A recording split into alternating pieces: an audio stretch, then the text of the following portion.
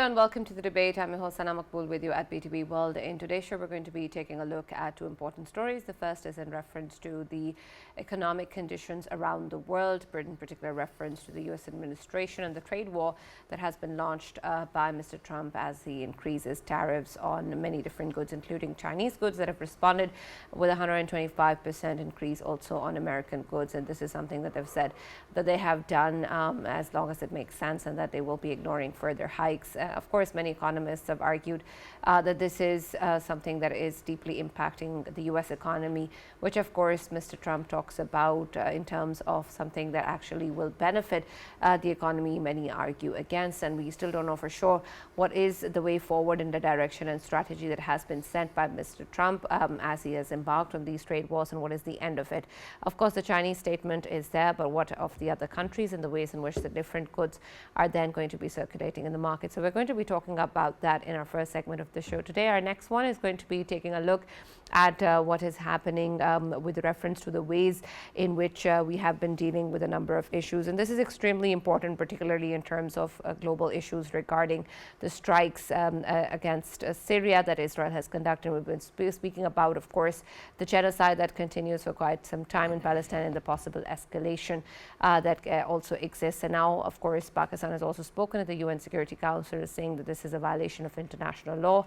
And of course, this is something that needs to be taken cognizance of in the way that the international community will respond to it. But we've seen that there hasn't been any consequence of other actions that have been taken, also in serious violation of international law by Israel. And so whether or not this will be any different and what are the repercussions of that for war in the region and the escalation of conflict remains to be seen. So that's going to be our focus in the second segment of the show today. For this and more, as always, in the studios, I've been joined by senior analyst Farrukh Pitafi and Faisal, and we've also been joined online by senior political analyst Dr. Awais Saleem. Thank you very much for joining us and being a part of the discussion. And Dr. Awais, I'm going to start with you with your take on what has been going on in particular when we talk about the U.S. administration and the ways in which these trade wars are impacting different countries. And I'm going to come to China later, but I want your take on what does that mean in terms of the impact that it creates for U.S. economy in itself, and whether or not Mr. Trump will be able to defend his stance on the matter. Thank you for having me. Well, I'll start with some background from pre-election time. I guess we spoke at that time as well. There were two sort of misconceptions or hopes with candidate Trump at the time. One, that he is a business maverick and he can turn around the stagnant US economy. And the second, of course, was that he is probably anti war and he is going to make the world a peaceful place and so on and so forth. Now, his agenda obviously is very much home driven because US economy has not been doing well for the last few years, and he promised that on the first day he'll bring down the prices and he'll fix everything in no time. Now, the steps that he is taking are supposedly geared towards that. People believe him. That's why he got the sweeping majority. And that sentiment is very much there when I talk to people who voted for him, and I live in a deeply Republican state. Uh, People believe him, although they can't make sense of what he is doing now, but they are kind of keeping their fingers crossed that he might have a plan and something might emerge out of it that will eventually benefit them. Now, like you were saying in your intro, that when you talk to economists, it does not really, and you do the math, two and two does not really make four here because in no economic perspective, it fits that you will manufacture yourself and you will sell to yourself and you will have no allies. It like it kind of boggles the mind. But uh, the team he has selected, his pre-election rhetoric, everything was China driven. And to me, it seems that in trying to sort of quote unquote save America from China, he is pushing his allies towards the Chinese bloc because in the current situation, China and Russia would probably be the happiest countries because what they have wanted to do for all these years, it seems Trump's policies are helping them. And if the world that used to see America as the leader of the free world and the leader of the financial world kind of pivots towards China, and China assumes that leadership role, it gives all of them collectively a lot of endurance, and they can kind of hit back at United States. That's how I see it at the moment. So for the moment, the question is who will blink first, who has the most holding power, and US, as we know, is under a lot of debt. China was their biggest lender, so I'm not really sure that the policy is sustainable, but we'll see how it pans out. Right. And Faisal, I want your take on this as well, because we know that in particular when we talk about China and the US, China, of course, has responded, and we've seen that happen in the past as well. They have, of course, said that they will be ignoring further hikes. But what does that mean in terms of the way that this relationship is then going to be impacted? While, of course, the direct relationship in terms of trade, investment, and economic ties, but also in the larger geopolitical sense, in which, of course, there has been a strain historically speaking. Yes, and That's obviously what when I'm we look at saying. Yes, Yeah, Faisal, go go ahead. ahead. I'll come yeah, back to you, Dr. West. yeah. Yeah, so now obviously when we look at the China and US relationship, of course they haven't been very good at all in past as well. And of course when we look at the rhetoric which President Trump during his speeches, during his campaign, he was coming out with, of course the indication was clear that he want to squeeze Chinese further down, and reason being, of course, in today's America, of course, majority of the products which were even designed by Americans, they were being produced or, of course, assembled inside China because it was lesser cost, and of course, all of the businessmen, they have been industrialists, they have been benefiting from there. And when it comes to East China Sea, of course, we know that China and US and US's allies, they have been already having strained relations. And overall, when we talk about the trade war has always been there in between both of them, but this is the first time that we are seeing that the tariff increase of tariff, and the intentions are very clear that they want to squeeze China, but at the same time they themselves are getting alienated. Reason being their policies related to Ukraine, their policies related to Middle East, their policies related to how they see NATO going further down. And I think in this whole scenario, they have, of course, strained themselves from the EU as well. And overall, looking at the picture, we know that Russia and China, who were already very close to each other since the Ukrainian crisis, reason being we know that they had increased their bilateral trade. Both of the countries, they had pledged to take it to $200 billion, and they ended up taking it to $235 billion bilateral trade. But at the same time, the trade which it was taking place with the Americans, of course, it was very important, and it is still very important for the Chinese. But I think the kind of stance which is being displayed by President Trump, it has given a notion and an indication to the whole world that they have to look for other markets, and they already had looking for the other markets. I think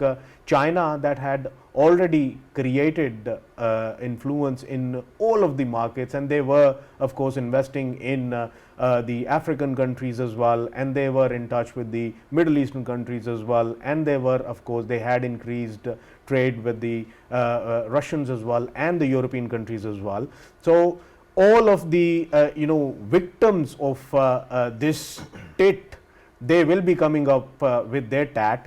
And right now, of course, we are seeing that if 125 is raised from the American side, at the same time President Xi has come up with this solution that they are raising the same and they are reciprocating tit for tat, and same is the case with the European Union as well. They are bracing for it as well, and they are coming up with the similar kind of course notion.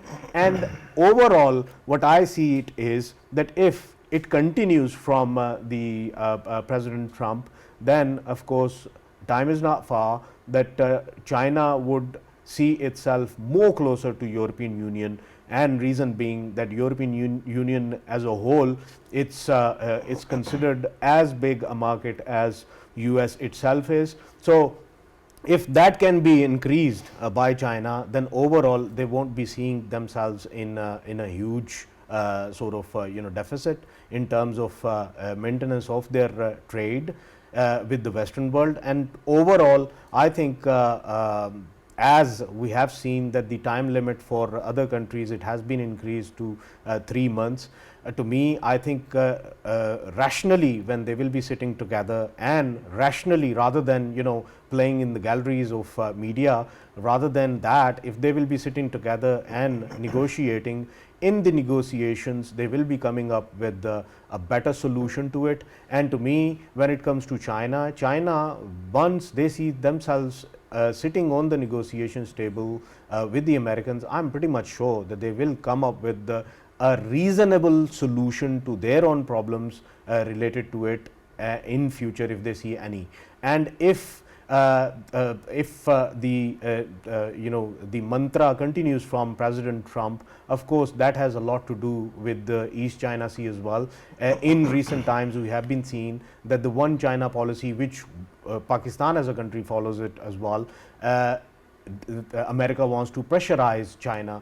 They might do it, continuously do it, and they have been anticipating that Chinese, they simply want to, without the involvements of their military troops, they want to declare it and they want to penetrate within Taiwan, Taipei, Chinese Taipei. But when it comes to this whole fuss, they might halt it, and at the same time they might say that if you can negotiate with us and this is our price, whatever the price they come up with of the tariff, and the Chinese would come up with reasonable pricing for the Americans as well. And to me, I think that would be the end game, and in which of course America would continuously pressurize China over Taiwan, East China Sea, and overall the Chinese position when it comes to trade with the Western world. They will be putting the pressure on the Chinese.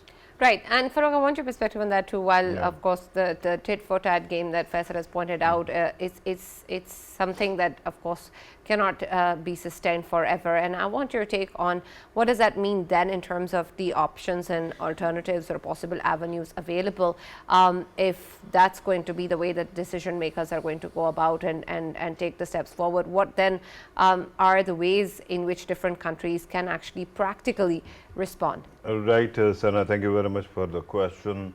Let me also say hello to Dr. Saleem. I'm seeing him after a while. Always a great pleasure, Dr. Saab, seeing you with us on television. Regarding everything that was said, I'm going to differ a lot. Let me start by quoting certain facts and figures. America's national debt at this moment stands at around $34 trillion. That is the highest debt in the history of the world.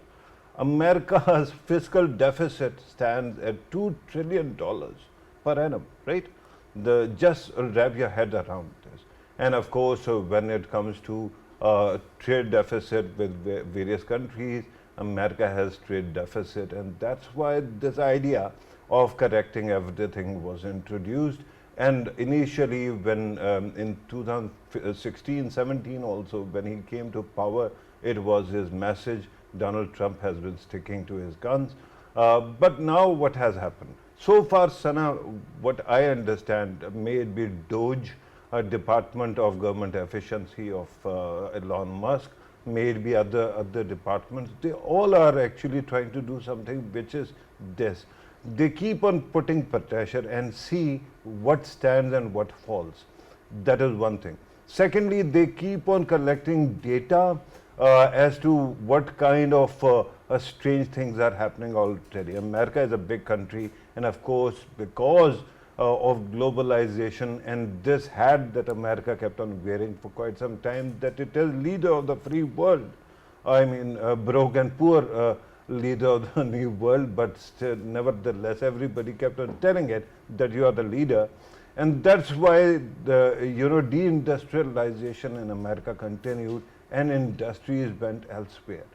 Now there is no part of this that shows you that America has benefited from the equation. And what happens in the end, of course, the economy keeps on standing, continues to stand, but on the basis of consumerism primarily. So what they are trying to do is see who has what leverage.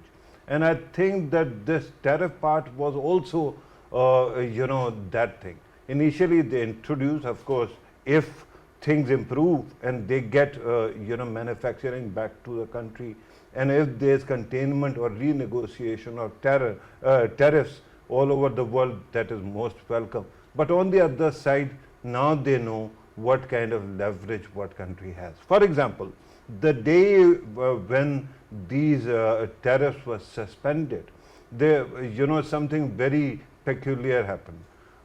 China owns a lot of foreign debt of America, and it continued despite so many confrontations. They have never tried to dump their treasuries or bonds. But on that day, something very strange was happening. On that day, reports actually reached media that the bond market is going down. Now, it is not only China which owns that kind of debt. Other countries also do. Japan, for that matter, even India has its fingers in the pie. So we don't know. Initially, I thought that it is China that is dumping treasuries, and that would mean practically undermining the American government. But then I realized, and then I learned that it wasn't so.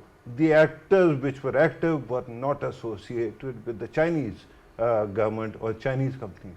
So there were others. So maybe those people have asserted their influence, and because of that, there is this hiatus for some time. Now, regarding China and America, I've said it repeatedly, and this is something very interesting.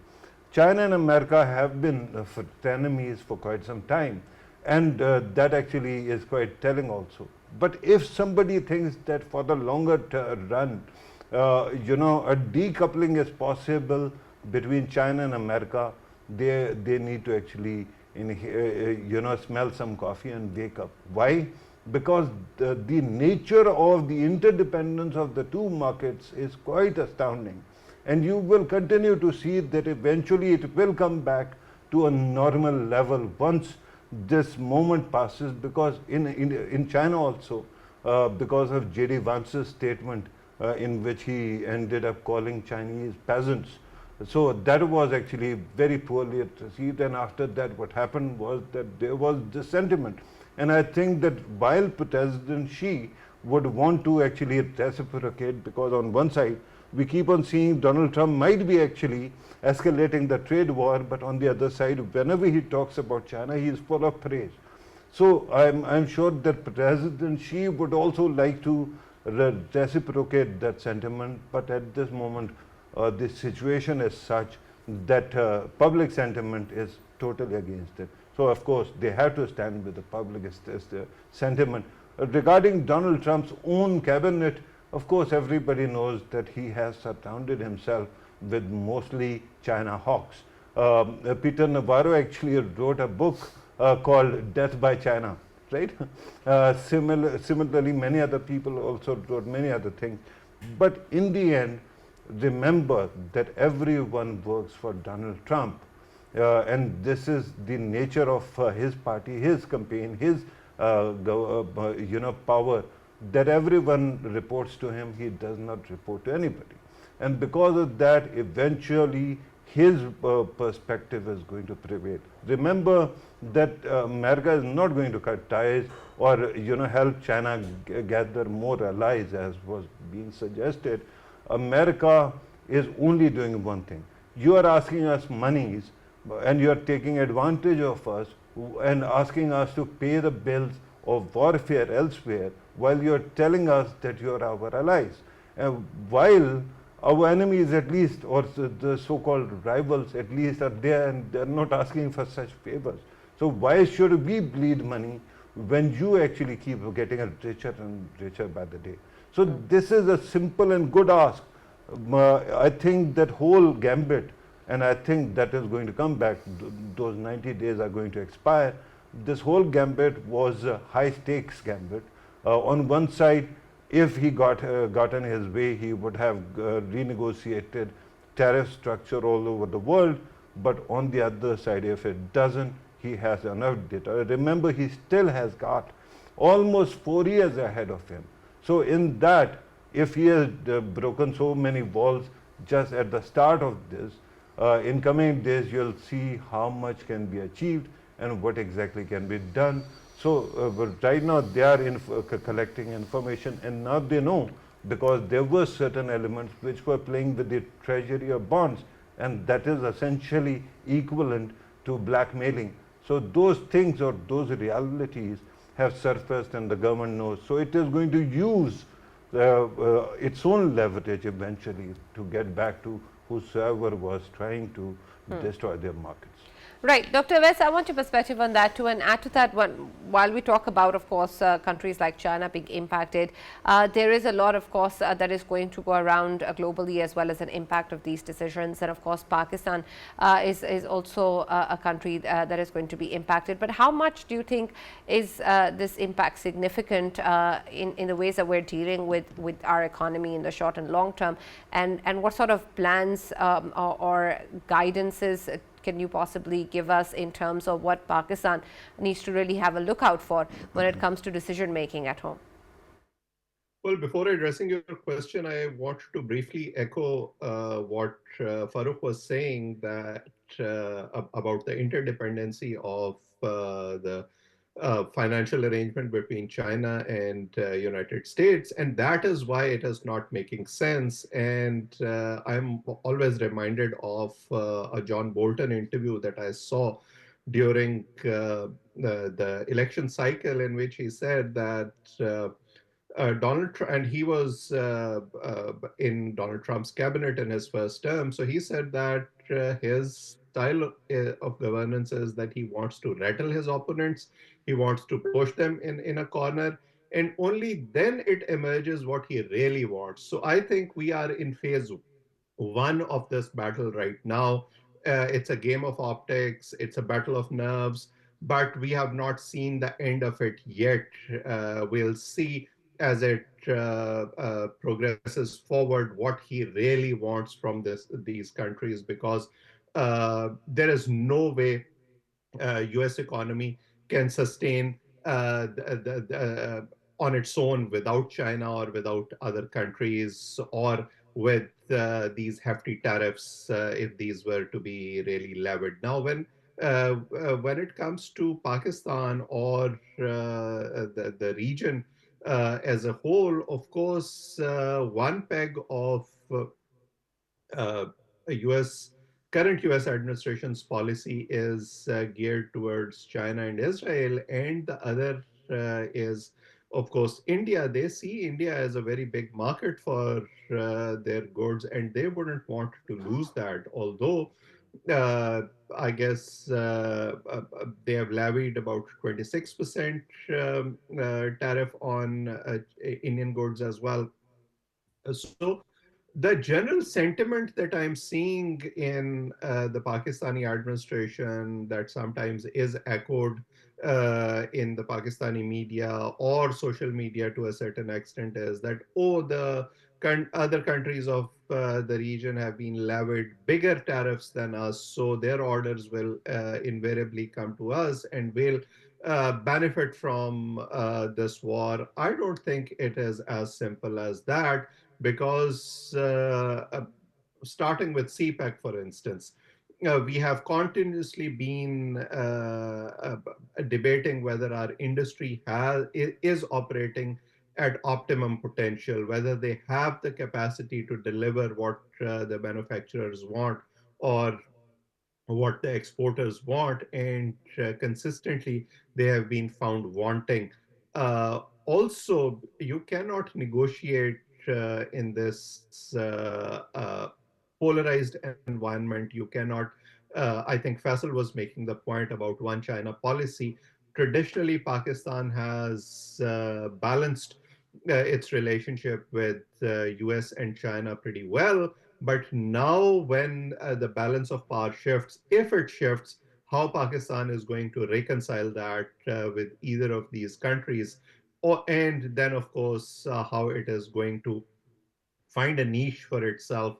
Cotton being our biggest export, and of course, what else we have to offer to these countries. Because if my assessment is, and I have to make a disclaimer that I'm by no means an economist, but if the balance of power shifts, balance of financial power shifts, and the world, the traditional allies of US come in the Chinese bloc, and there is some room for Pakistan there to negotiate or find a leverage for themselves. They have to first uh, decide what they want, what are their priorities, what they have to offer to these countries. And again, because we export more, we import more than what we export. So there are a lot of questions that we need to answer internally before we can deal with the external world. Right, absolutely. Dr. Awais, I also want your take when we talk about the ways in which we are, of course, dealing with situations at home in terms of governance and policy and infrastructure and different bodies, when we talk about making economic decisions, and, of course, in terms of consistencies of policies. I want your perspective also in terms of the ways in which we're going to be factoring in political elements and decision making and infrastructure and bodies within the country when we talk about making these economic plans. Oh, make no mistake, what Donald Trump is doing right now, it has a definite political overtone. It resonates with his when he raises the slogan "Make America Great Again" or "We'll bring the jobs back to US." It has an economic angle, but it has become a political slogan as well. So it resonates with his electorate. Now, internally, if uh, we are not politically stable, we have other issues like law and order to deal with. And that's what the world looks at when they want to go in a country and invest there or place export orders there. And our political strife somehow seems to just escalate by the day. There seems to be no internal discussion to settle that first before we can, as one unit, we can talk to the world and maybe find some leverage for us. So unless we are stable internally, unless we have our priorities right, I'm afraid the world is not going to take us seriously, even when this tectonic shift is taking place. Sana, Right, thank you. Sana, I Yes, Faisal. wanted to share regarding this great, let's make America great again. There was, memes being shared on the social media, and one of the meme was that it used to be the cap itself. It used to be $50 before, and suddenly it plummets to $77 with the new tariff, which is being introduced by the Chinese for tit for tat. After that, I wonder how high the price of that cap is going to be, because even that cap is made in China. Yeah, and by the way, Sarah, with your permission, Yeah. while we are talking about caps right now, and of course that there must be a reason why.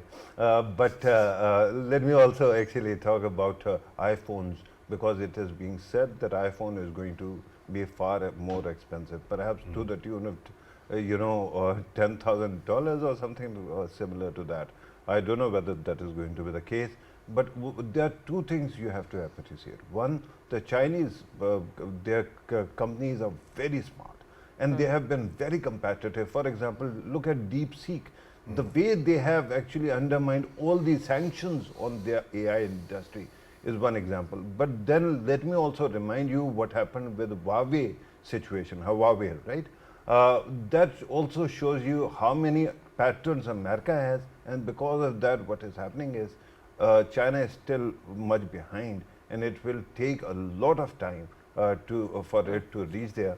So this hope of people, and I understand that in our neighborhood there are people who are celebrating that perhaps their dreams have come true, but the fact is that this is not going to last for long.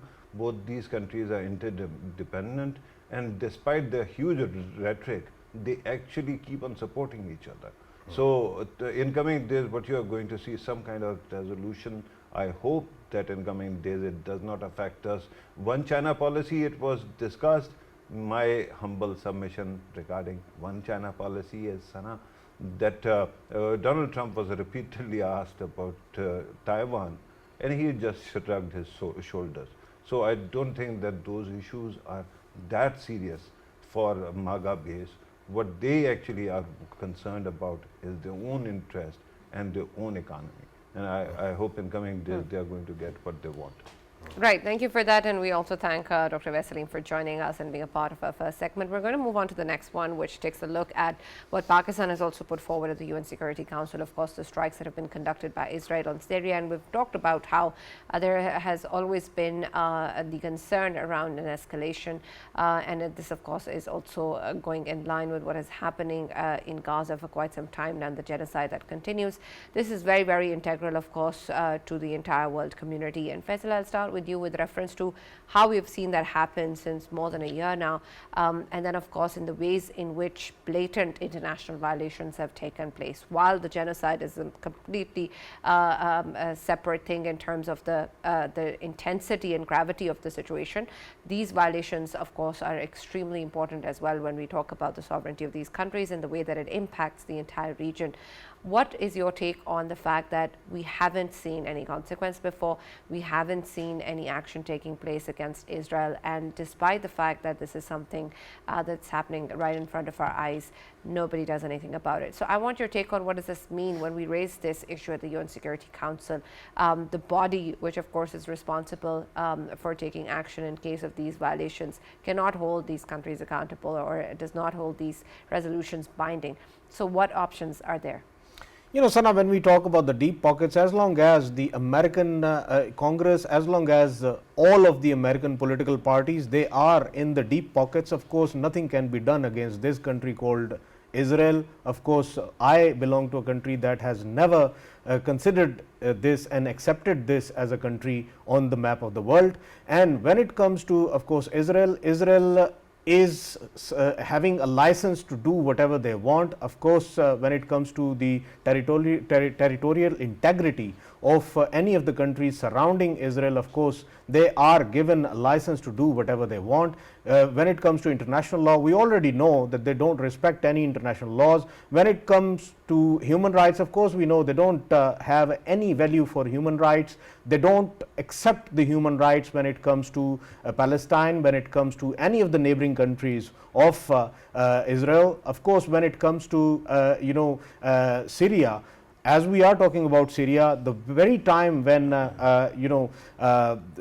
when the change took place, the regime change took place, the Assad was thrown out, and of course we saw that the new regime, it had seen aerial bombing from Israel straight away. At that time, they maintained that they just wanted to neutralize any of the existing power which the previous Syria's regime had, so that that power cannot be used against Israel in coming future. And now once more they have started of course gearing up, and last month and the earlier this month, of course, they have been conducting raids with the with freedom. Reason being, they know that they have the firepower and they have the backing of a country called US. US has given them a license to do whatever they want, and the Western media has given them a license to do whatever they want, as long as they are conducting air raids, as long as they are conducting genocide. The word genocide would never be used. The word air raid, or the word of course air raid in against the international laws, that will never be mentioned. Of course, it would be mentioned as preemptive attack, or it would be mentioned as Israel is dealing with the terrorists, though on ground situation is entirely different. And of course, when we talk about Israel, Israel is given a license to do whatever they want against any of the neighboring countries, because they have the backing of America, they have the backing of the Oval Office. And to me, I think this is a clear a violation of the international law. And rest of the countries that are surrounding Israel, they need to be cautioned as well, because time is not far whenever Israel would feel like they will be conducting any air raid against any of the neighboring countries, and it would mean nothing to the world.